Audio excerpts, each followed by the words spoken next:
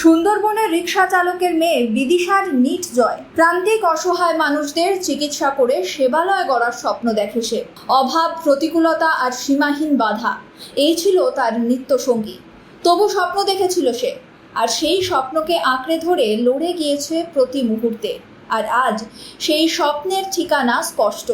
Doctor হওয়ার পথে বড় এক ধাপ এগিয়ে গেল উত্তর 24 পরগনার হিঙ্গলগঞ্জের মেয়ে বিদিশা মণ্ডল। আমার বাবার পক্ষে তো এই এত বই খাতা অনলাইন মাসে মাসে টাকা আমার এত কিছু সম্ভব হচ্ছিল না।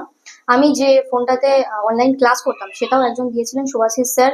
আমার যে এনসিইআরটি বইগুলো লাগে, যে কোশ্চেন প্র্যাকটিস করার জন্য কোশ্চেনের যে বুক, সেগুলো উনিই দিয়েছিলেন। একটা মোবাইলও দিয়েছিলেন, সেটা এখনো আমি ইউজ করি। ওইটা দিয়েই আমি সারা বছর 2 বছর ধরে অনলাইন ক্লাস করেছি, যে ড্রপ ইয়ারে।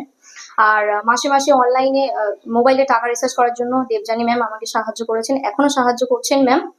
আর আরেকজন আছেন যার স্যার উদয় শঙ্কর, উনিও আমাকে যখন আমি 11-12 পড়তাম টিউশনি খরচ উনিই দিতেন। আমার ক্ষমতা নেই, কিন্তু সবাই যেভাবে যদি সাহায্য করে সেইভাবে আমি মেয়েটাকে উচ্চ দিকে নিয়ে যেতে পারবো। কারণ আমাদের আর্থিক সমতা, বাড়ির পরিবেশ পরিস্থিতি যে পরিমাণে খারাপ, তা আমাদের আশা করা যায়নি। Bureau report, sky news Bangla.